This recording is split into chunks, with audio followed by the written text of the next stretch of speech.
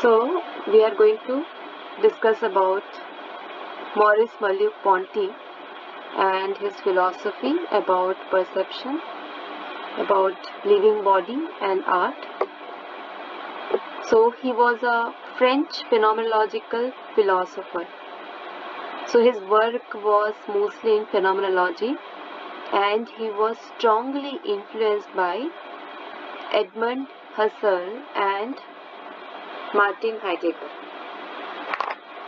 Okay, so in the last classes we have seen about who was Edmund Husserl and who was Martin Heidegger.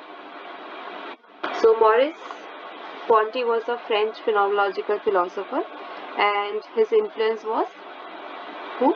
Husserl and Heidegger. And what was his main purpose? His main purpose was to find the meaning in human experience. And to find the meaning in human experience, he wrote about perception, art, and politics. Okay? So, other than perception, art, politics, he also wrote about religion, psychology, psychoanalysis, language, nature, and history. Right? And he was influenced by Husserl, Heidegger, Sartre, and by Descartes and Kant also. So, most important work was Phenomenology of Perception, which was first published in 1945, and later on his work was like The Structure of Behavior, that was published in 1965, and Humanism and Terror, that was published in 1947. Okay, so here you can see his project was both about the sciences and descriptive psychology, and his project was also on naturalizing phenomenology, where the phenomenologists use the results of psychology and cognitive sciences. So, why they use the results of psychology and cognitive sciences? So that they can develop phenomena and the philosophy. So, Merleau-Ponty emphasized that body is the primary site of knowing the world. Through your body, you can know the world. What we are doing in philosophy, we are mostly placing consciousness as the first source of knowledge, and the body is often neglected. But Ponty is saying that we have to consider body as the major source of knowledge, because it is body only which experiences all phenomena and happening of the world around. So what was his major thesis? It was the primacy of embodiment. So what was his major thesis? It was the primacy of embodiment, which led him away from phenomenology towards what we call the indirect ontology, or the ontology of the flesh of the world. So he has directed the movement of phenomenology towards ontology. And ontology, you know very well, it is about the being. When we study being, embodiment, that means how we are so close to our body and how we consider it as the sources of knowledge. So all these things he started studying, and therefore he has written all these concepts in Phenomenology of Perception, that was first published in French in 1945. In this book, it was about the primacy of perception, which is undertaken phenomenologically and existentially. So he says that perception is very active, and he says that perception is a primordial openness to the life world. The primordial openness, that means it is just because of perception that most of our knowledge is guaranteed. When there is no perception, we cannot guarantee the sources of knowledge. Even in Indian philosophy, most of the philosophers has considered perception as the main sources of knowledge. You know very well about that. So here also Merleau-Ponty is describing perception as the primordial sources of knowledge and primordial openness to everything around. So you know very well that what Husserl talked about. Husserl says that something about consciousness. What he said? He said that all consciousness is consciousness of something. Whatever we are learning around is about something. That something could be anything XYZ, but it will be something. So naturally there was a distinction between two things. One was thought and the second was object. So one was thought, that is called as noises or the act of thought. That means you are having a thought about something, and then something is what? Something is the intentional object of thought, where your thought is moving towards. That is called as norma. So this distinction was clearly made in Husserl Phenomenology, and taking this instances, Merleau-Ponty started working on phenomena in correlation of both this factor of thought and object. So he says that whatever our body is undergoing, it is all phenomena. Phenomena of the body, like body interaction with subject and body interaction with object. So body is the mid point. It is the basic point without which there would not be any interaction between subject or object. Just because of body itself, we are having a proper interaction with our mind, our consciousness, and the objects around. So here he is saying that body is the central source, and therefore body is the hub point where all the perception is happening. So body is the first perceiver of knowledge, right? So Merleau-Ponty stated that all consciousness is perpetual consciousness. He is not saying that all consciousness is consciousness of something, just like Husserl has explained, but he is saying that all consciousness is perpetual consciousness. That means it is related to primacy of perception.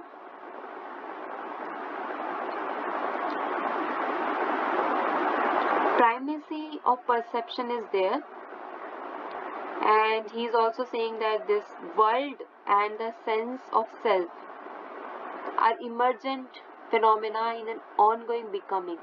So we are experiencing all these things through our body, and this experiences is all in the state of becoming.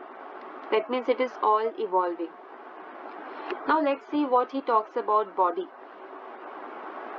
So Merleau-Ponty stated that one's own body is not only a thing, but it is a potential object of study for science.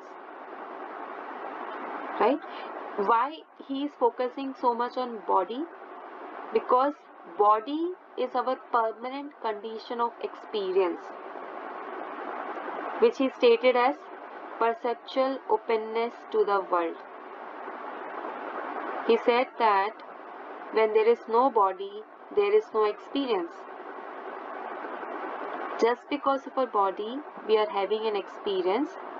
We are having all the sources and the knowledge of phenomena, and our consciousness is also residing inside our body.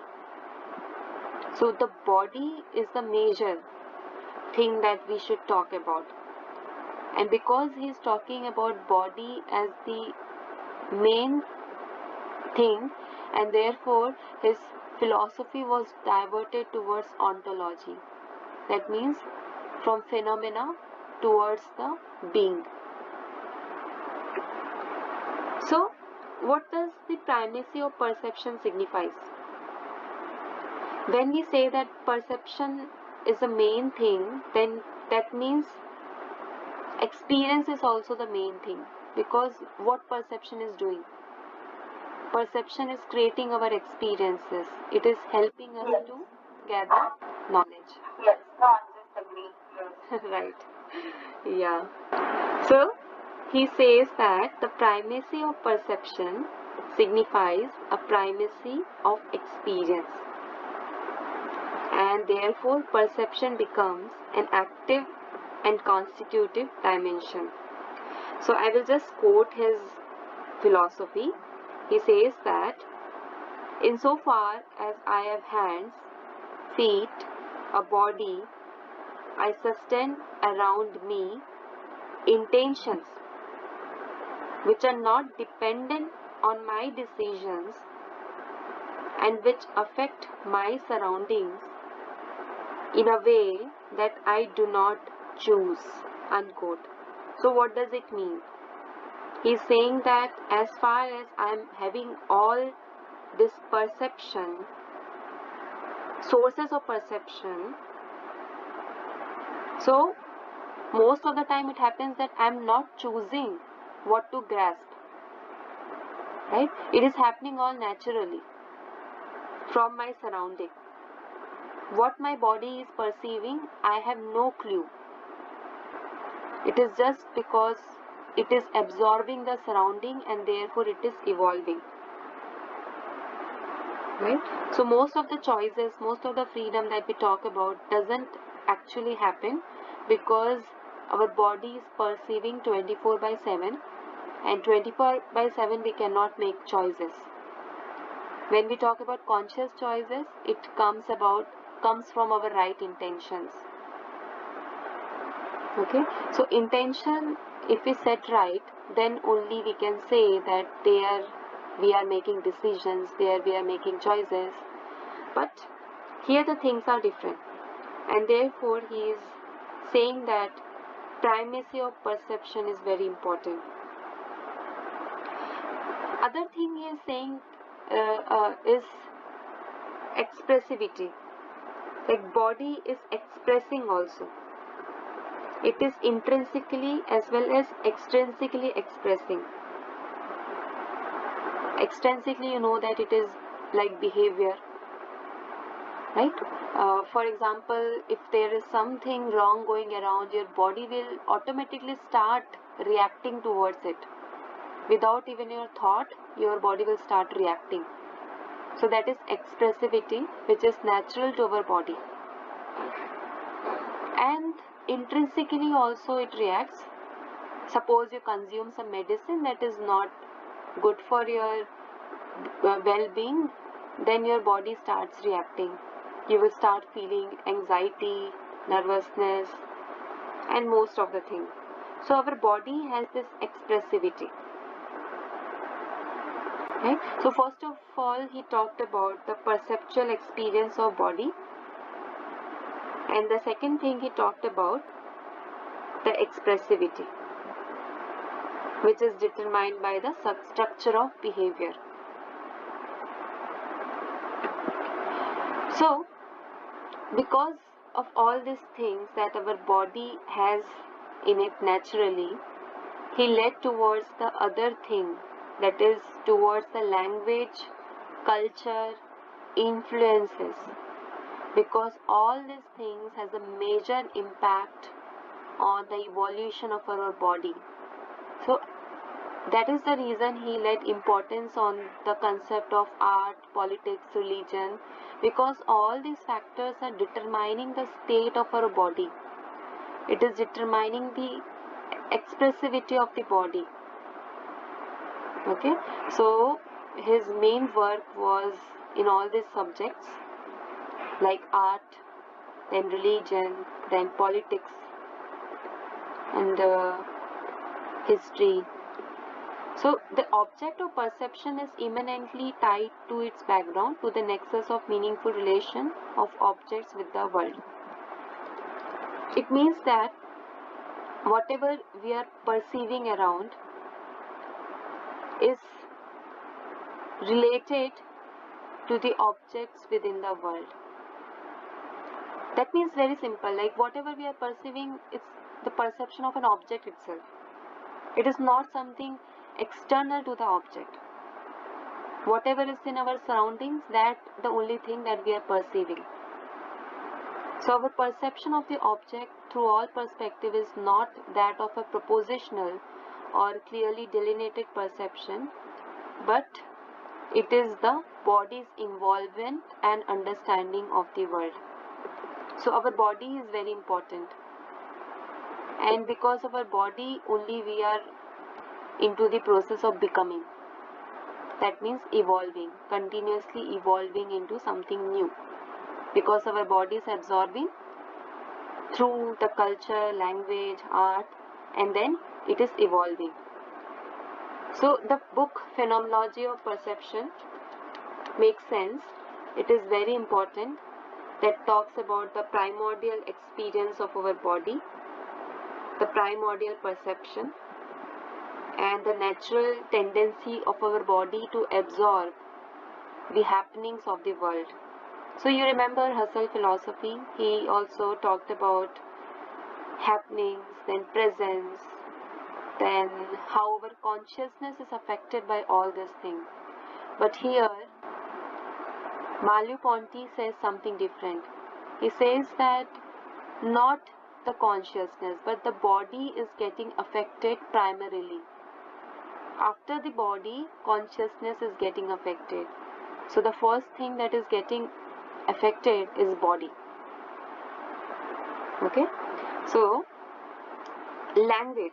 He has given a major importance to language, because through the language we express our thought. We make sense to this world. And therefore our language should be very clear, so that the perception that we are contributing towards this world will be meaningful. So expression, expressivity, and then careful observation of perception is all the things that he has written about in his book. And also the reception of expressions, like how we are receptive towards the expression of the world. Okay, and because I have also told that he is also influenced by science, phenomenology, natural sciences. So he has also given reason to the causal and physiological account of perception. So because of phenomena is the cause, perception is the effect. Perception is happening as an effect to the phenomena. So his interest was in the science, towards the natural world, and towards the phenomenological objectivity. Right? So in all this thing, his attempt was to reveal the phenomenological structure of perception, how the perception is studied as, how the perception could make an impact on us. Like we have studied here, like object of perception. And our perception of the object through all perspective is not that of a proposition. This we have already done. So here you can see our bodily involvement with things is always provisional and indeterminate. How the body is interacting with the world, it is indeterminate, but we encounter meaningful things in a unified, though even open-ended world. So here you can see he has given importance to expression, language, and art. So one of the topic covers about the art, and in the art you can write about how he has given importance to the literary and artistic examples to describe the creative and expressive dimensions of perception and reflection. Okay, now let's understand the last concept in this, and that is embodied consciousness. So embody, you might have heard a lot of time. What is embody? Embodied means having the presence of your body. When you are like having the knowledge that you are the body, that is called embodied. There are obviously a lot of meaning which describes embodied. If you have heard it in your like previous lectures or text, then you have understood that embodied is kind of expression or the feeling or an idea of a body. It is like an incorporeal which includes a body. Embodied definitely means the body is included and body is not excluded. Okay, so there are many philosophers who have tried to explain what does it mean to be embodied. When we say that a person is embodied, it means you put that person inside the body, right? Inside the body you put that person and you start studying that person. Like when an actor is performing, he is inside some other body, and then the expression comes out. Different expressions come out, and that is called embody. Right? So when you are putting yourself inside some body, that is called embodied. So what does it mean to have an embodied consciousness? So embodied consciousness is about the phenomenal thing. It is not about the unchanging object of the natural science, but it is about our body and its sensory motor functions. Because we are studying consciousness with the perspective of the body, and therefore we have to assume all the things that is affecting our body. Okay, so the object of perception that we conceive through our body is immanent. And it is present in our consciousness also. Right? It may sound somewhat complicated, but just we have to understand is we are watching our consciousness through the perspective of our body. If we want to understand the outside object, we will try to find out the meaning in relation to ourselves, because we cannot and we don't want to study object independently. We always want to study it in a way of our self-reflection, like how it is affecting ourselves, what kind of feeling or what kind of intuition or knowledge it is providing to us. Right? Like each object is a mirror of all others. So having the knowledge of one object gives us the knowledge of other object. And our body is involved in all these things, which is very provisional and indeterminate, because we know that objects can change anytime. And the body is trying to consume the idea of that knowledge. So when the body is trying to consuming the idea of the knowledge, we make the world meaningful.